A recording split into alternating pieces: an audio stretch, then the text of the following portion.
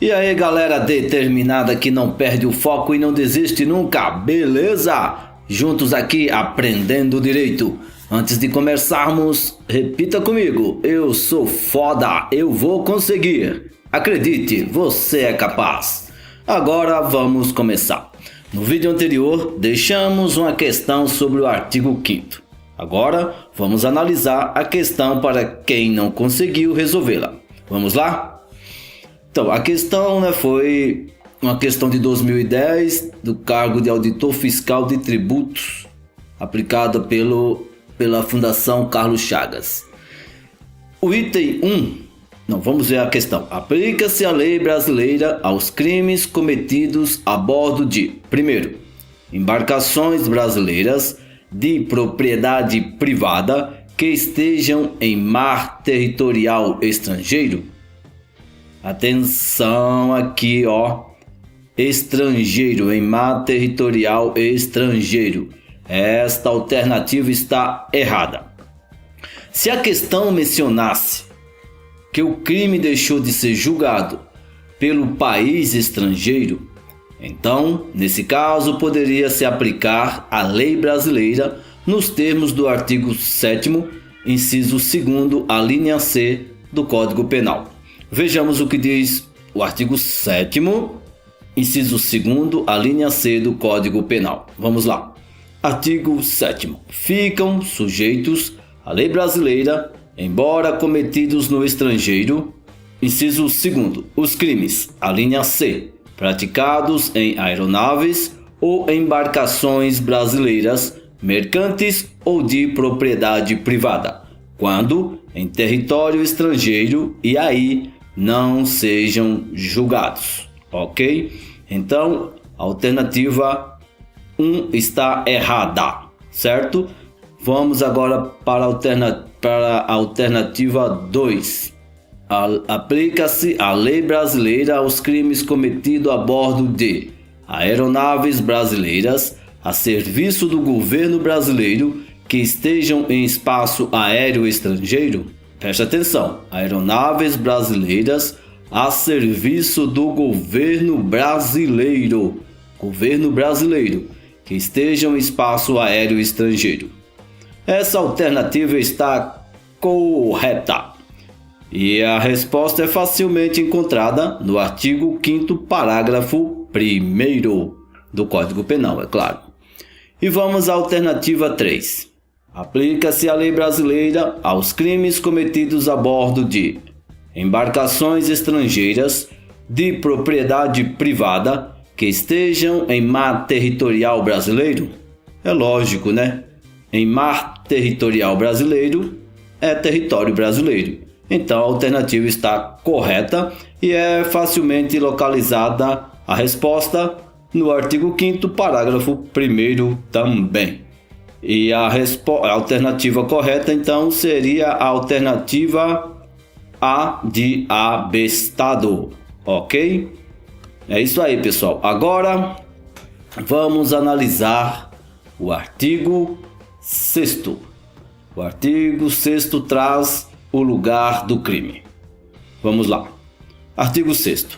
Considera-se praticado o crime no lugar em que ocorreu a ação ou omissão, no todo ou em parte, bem como onde se produziu ou deveria produzir-se o resultado.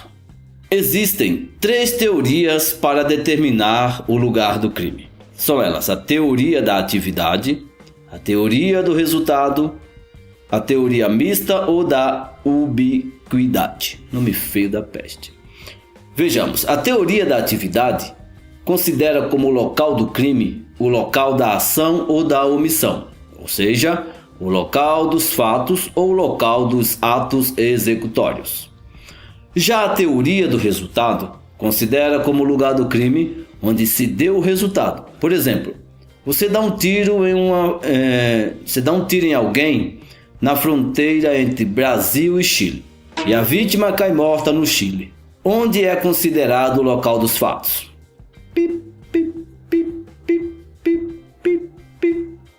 Quem pensou Chile errou, porque o Brasil não faz fronteira com o Chile.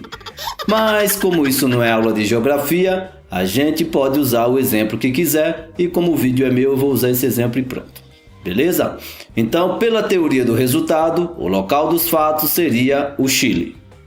Cuidado, o Chile não faz fronteira com o Brasil, hein? Quem faz fronteira com o Brasil é o Equador, não é, Zé? Isso, é isso aí. Tá errado? Tá, deixa quieto, vamos lá. Teoria mista ou da ubiquidade.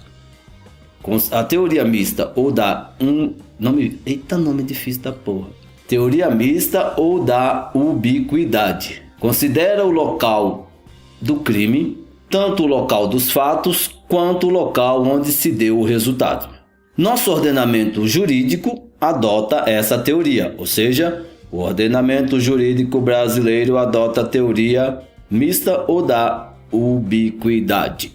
Mas cuidado!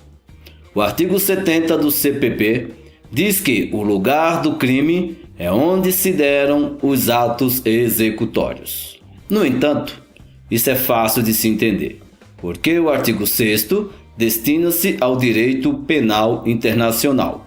Já o artigo 70 do CPP diz respeito ao direito interno. Sendo assim, com base no artigo 6º, se o crime começa no Brasil e termina no exterior, poderá ser julgado tanto no Brasil como no exterior. Reforçando, o artigo 6º se aplica ao direito internacional e o artigo 70 do CPP se aplica ao direito interno. Cuidado com isso, hein? Já que estamos falando do Código de Processo Penal, que é o CPP, é interessante falarmos também do artigo 71, pois com base no artigo 71, se tratar de crime continuado dentro do território nacional, a competência se dará pela prevenção. Significa que o juízo competente será aquele que primeiro, por exemplo, detiver o autor dos fatos. E para quem não lembra o que é crime continuado, a definição encontra-se no artigo 71 do Código Penal.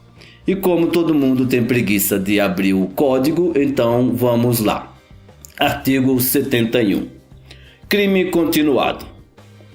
Quando o agente, mediante mais de uma ação ou omissão, pratica 2 ou mais crimes da mesma espécie e pelas condições de tempo, lugar, maneira de execução e outras semelhantes, devem os subsequentes ser havidos como continuação do primeiro. Aplica-se-lhe a pena de um só dos crimes, se idênticas ou a mais grave, se diversas, aumentada em qualquer caso de 1/6 a 2/3. Entenderam? Eu também não, Zé. Mas vamos lá. Não confunda crime continuado, que é esse previsto no artigo 71, com crime permanente. Vários roubos seguidos, atendidos os requisitos do artigo 71 do Código Penal, é um exemplo de crime continuado. Já o sequestro, nos termos do artigo 148 do CP, é um exemplo de crime permanente. Então, o crime permanente é aquele cuja consumação é prolongada, e tal prolongação depende da vontade do sujeito ativo. Também devemos tomar cuidado com o artigo 63 da Lei 9.099 de 95, que diz que a competência do juizado será determinada pelo lugar em que foi praticada a infração penal. Agora, voltando ao artigo 6º, lembre-se que o nosso ordenamento jurídico adota a teoria mista ou da ubiquidade, que considera o lugar do crime, tanto o local dos fatos, quanto o local onde se deu o resultado. Mas isso se aplica apenas para o direito internacional. Por exemplo, o cara coloca veneno em alguém aqui no Brasil. Aí o camarada vai lá para Portugal. Chegando lá, morre por causa do veneno. Então, nesse caso, se aplica, o artigo 6º, ok? Quando for um direito interno, aí usa o Código de Processo Penal e as leis especiais, como a Lei 9.099 de 95, né? Então não confunda o artigo 6º do Código Penal com o artigo 70 do CPP e com o artigo 63 da Lei 9.099 de 95. Cuidado também para não confundir o artigo 6º do Código Penal com o artigo 4º. O artigo 4º trata do tempo do crime e o artigo 6º trata do lugar do crime. Muito cuidado que no comecinho eles são muito parecidos, ok? Cuidado com isso. Agora vamos ver uma questão sobre esse assunto, né? Veja essa questão que caiu numa prova para promotor de justiça do Paraná. Promotor de justiça, hein? Veja se você acerta. Eu acho que essa questão é muito fácil e acredito que todo mundo irá acertá-la, né? Dê uma pausa aí no vídeo e analise a questão e com certeza você vai acertar, ok? É isso aí, pessoal. Se curtiu, dá um like, compartilhe e se inscreva. No próximo vídeo iremos ver o artigo 7º e darmos a resposta da questão para quem não acertou. Felicidades, coragem e sucesso. E como diz o poeta, todo castigo para corno é pouco. Valeu, tchau!